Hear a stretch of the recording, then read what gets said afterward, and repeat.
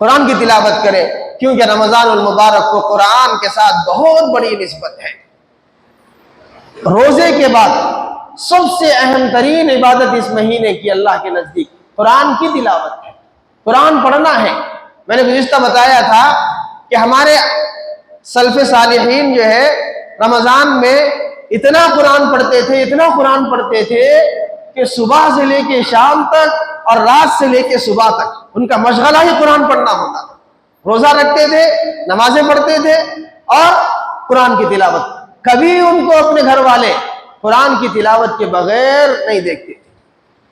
وہ تو بہت دور کی بات ہے، ائمہ صالحین، سلف صالحین، ائمہ مجتہدین کا عمل، وہ میں نے گزشتہ جمعے میں بتایا تھا آپ کو۔ ماضی قریب میں بھی بہت سارے لوگ، ابھی بھی اس وقت ہمارے ملک میں بھی بہت سارے لوگ اور بہت سارے خاندان ایسے ہیں جن کا ایک مشغلہ ہے قرآن کی تلاوت کا رمضان میں۔ ان کے گھروں کی عورتوں کا بھی مشغلہ ہے، ان کی گھر کی عورتیں روزانہ گھر کے کام کاج کرتے ہوئے 10 پاروں کی آسانی کے ساتھ تلاوت کر لیتی ہے۔ کیوں؟ اسی لیے کہ وہ لوگ جانتے ہیں کہ جتنا اللہ تعالیٰ رمضان میں قرآن کی تلاوت سے خوش ہوتے ہیں اتنا اللہ تعالیٰ کسی اور عمل سے نہیں ہوتے ہیں۔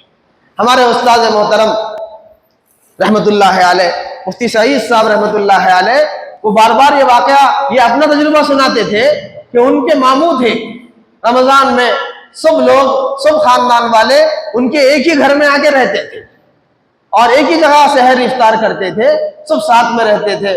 تو مفتی صاحب رحمت اللہ علیہ کہتے تھے کہ ہمارے جو ماموں ہیں، وہ ماموں جو ہے روزانہ ایک قرآن پڑھتے تھے، روزانہ ایک قرآن۔ اور شروع کب کرتے تھے؟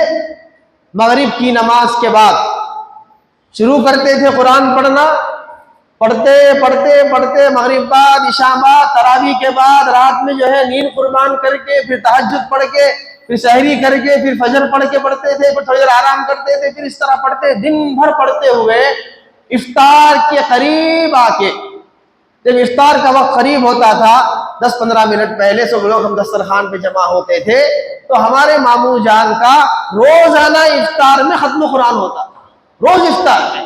اور روزانہ ہمارے سب کو لے کے دعا کرتے تھے کہ آج الحمدللہ میرا قرآن ختم ہو گیا۔ روز افطار میں ختم قرآن کرتے تھے۔ تو کیسا پڑھتے تھے بھائی؟